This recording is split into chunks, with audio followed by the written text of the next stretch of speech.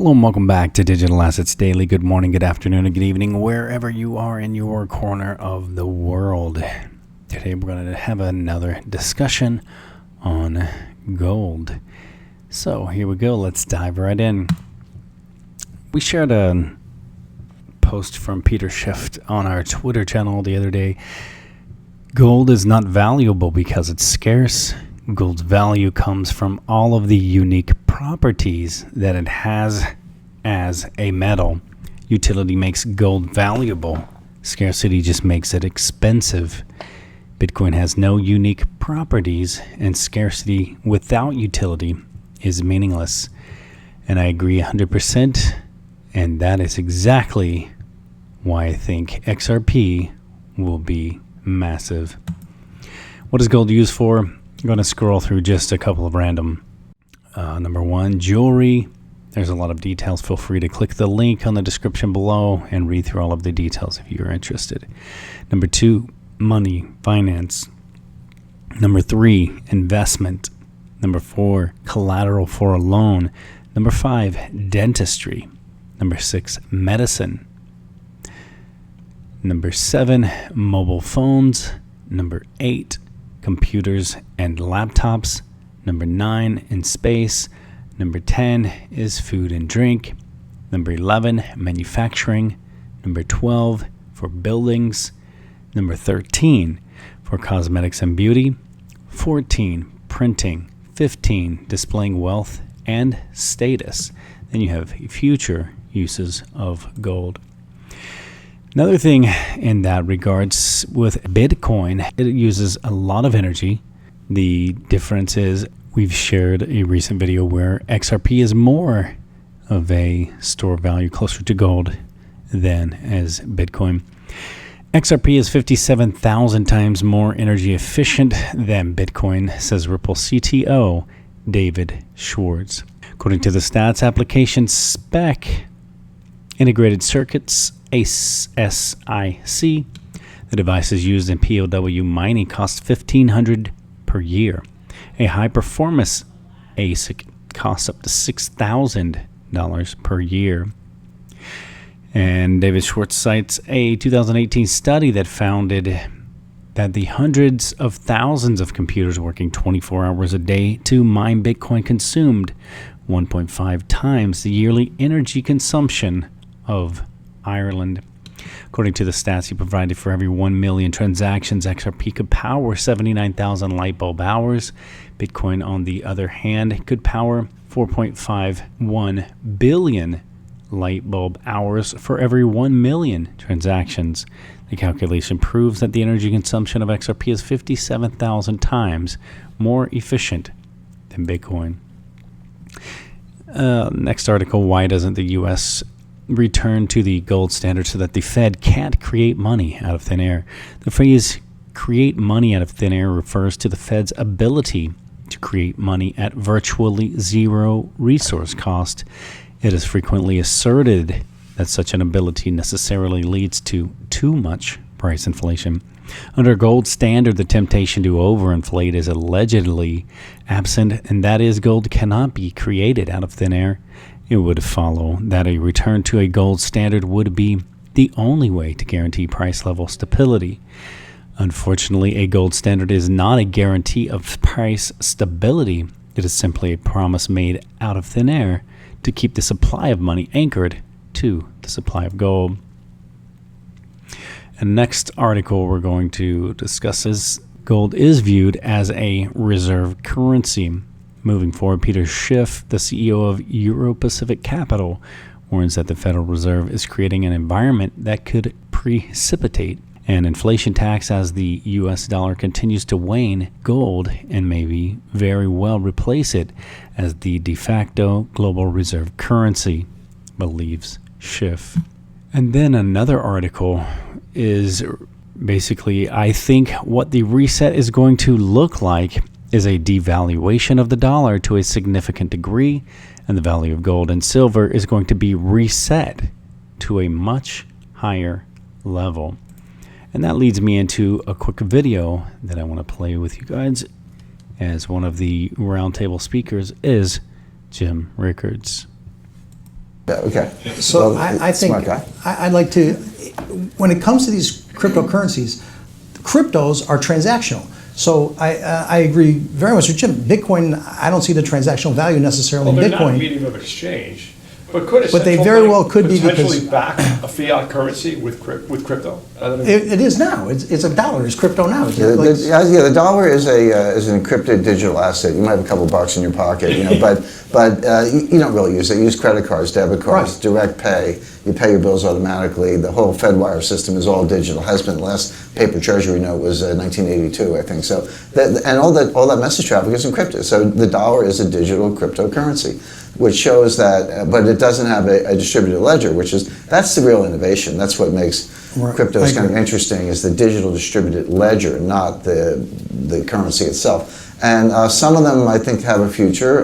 The technology definitely has a future, but Bitcoin is a dead end. I mean, Bitcoin's non-scalable, non-sustainable. It's got criminal use cases. It was the biggest bubble in history, bigger than the Dutch tulip bulbs of the 17th century. It's just sort of I think the New York AG just sided against 3 exchanges, right? Or, Yeah. or at least they're looking into it. Well, that's the other side. If there's no necessarily use for it, then it can be easily attacked by governments and shut down. So that you want to use for something. Let's say, for instance, you have a cryptocurrency that would be used for entertainment. You buy tickets with it. You go to sporting events with it. You gamble with it. If there's a network of individuals that transact in that for specific uses, maybe there's like a dollar. There's uses for it. That's you go to a basically- mall. That's airline miles. That's basically Airline a miles. That's gift exactly card. right. Yeah, Those are gift cards. That's right. Gift cards. But you can do that that's with the dollars. concept. Exactly. Yeah, you're right. You can do it with actually, you can't do it with Bitcoin. You You pay can't $50 because- for a right. $2 cup of coffee, a $50 Right. transaction fee. You don't know what it's going to cost you in 10 minutes. That's Exactly. exactly right. There are some cryptos that are working with regulators and are working with banks. I agree with you. Ripple Right. would be an example. Ripple would be an XRP. example, right. Now this is and I can imagine in the next 5 years, instead of us doing sterling against the dollar or sterling against yen and doing these types of transactions, we'll do sterling versus Ripple. And the reason being, dollar right now is a 2-day settlement. With something like Ripple, you could do settlement in seconds. And I think that there's a future there where the guy that's trading spot FX today will be trading spot FX against Ripple in the future, in the next 2 or 3 years. So I think that Ripple has a great future because it's right now supported by all the banks and by all the regulators. And it has an elastic monetary base, right? So Well, if we take that and you go to the blockchain ledger, if you take that concept that you're discussing, I have no problem with it. I agree with it. But you're talking about money. You're talking about transaction, a medium of exchange. There has to be something behind it. And as he says, the blockchain ledger, and Jim Rickards mentions the DLT. Basically, in the financial world, those are the exact same. Blockchain is the distributed ledger technology. And that's something here that they discuss really well back into the video. And that's where I'm going to pull this conversation back to gold. There has to be some sort of reserve asset. The problem with fiat currencies right now is that they can print as much as they want, digitally or whatever. It's not tied to anything, and so as a result, the value of the money can be negated. It can be destroyed over time, and it is destroyed over time. I think one of the biggest sales pitches that folks that enjoy Bitcoin talk about is the fact that it's finite, and yet you have a fork. And boom, here's another currency based off of this one. You have another fork, more currency, another fork, more currency. The fact that it's finite It's hardly finite. is actually one of the worst things about Bitcoin, and it shows that really smart developers and really smart engineers don't know anything about monetary economics. Because if you understand monetary economics, you don't want hyperinflation, you don't want money everywhere, but the money supply has to grow a little bit. As the economy is growing, if the money supply doesn't grow and the economy is growing, that's inherently deflationary. Each coin is going to get you more and more because you've capped it out. Well, if it's deflationary, if you look at, say, the dollar, M0, M1, M2, M3, et cetera, what you find is that most of the money in the world isn't really money, it's credit. Credit is what makes the world go round. People borrow, if you have money and I borrow from you and I give you a note and I lend it to Vaz and she gives me a note, all of a sudden it's like $3 around. Well, it was really only $1. We got 2 notes. But the point is, credit is what makes the money supply expand to go along with the economy. Who would want to borrow in a deflationary currency? Nobody. Why would you borrow in a currency that's going to cost you more to pay it back, when the loan matures, interest aside? So the answer is, apart from a lot of other problems, you're never going to get a credit market to go side by side with the Bitcoin because the Bitcoin is inherently deflationary. That's one thing that Satoshi Nakamoto never thought of. All right, guys, and now we're going to move over to next article here. Again, with the Jim Rickards, could gold be worth more than $10,000 as he suggests? If you, according to Rickards, if you back 40% of the $24 trillion USD of the money supply with the amount of official gold, it implies a gold price of around $9,000 per ounce, but he predicts 10K. So how does he arrive at a 10K per ounce? That's because he expects central banks to print a lot more money by the time this issue comes to head. So by the time printing presses stop running around the world, that 9,000 number will likely be a 10,000 USD per ounce of gold. And then here we have another article with Jim Rickards. He says to Jim, seeing gold at $10,000 USD per ounce wouldn't be much of a surprise, but there are a number of other issues to address as well.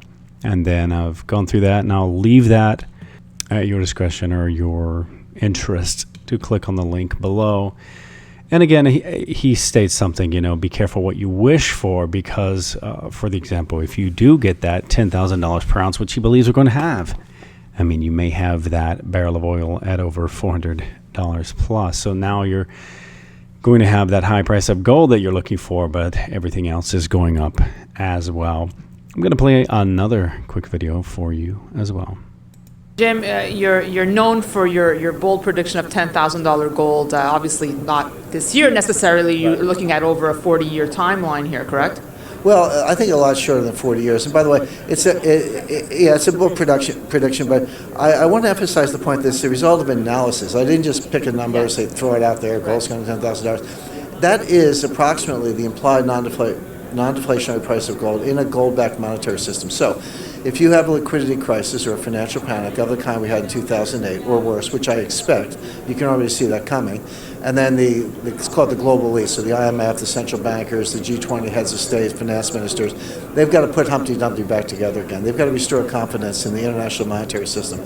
How are they going to do it? They don't necessarily have to go to gold, but they might. If they do, and this is the key thing, if they do, you've got to get the price right. You have to have a non-deflationary price. Given the money supply and the amount of gold, that price is close to $10,000 an ounce. There you have it. We're going to try one more video. I'm not sure if the music is going to affect this, but here we go. Coverage here at the PDAC 2018, and with me now, Jim Rickards, gold speculator with Byron King. I have the Byron King, that part of the equation with me. Welcome back to the show, Byron. Thank you. It's a pleasure to be here. Pleasure to be with you. So you work alongside Jim Rickards, who is famously known for his $10,000 gold call. Do you prescribe to this target as well? It's not just Jim Rickards, it's math, and I prescribe to math. Jim can show you the math behind the $10,000 gold, and he has explained this with you and in previous things. Basically, if you take the global money supply, you back it with 40% gold, you need $10,000 gold to make the math work. And that's just using a 40% backing, and it has to do with the eventual demise of modern currency. All right, there you have it, guys.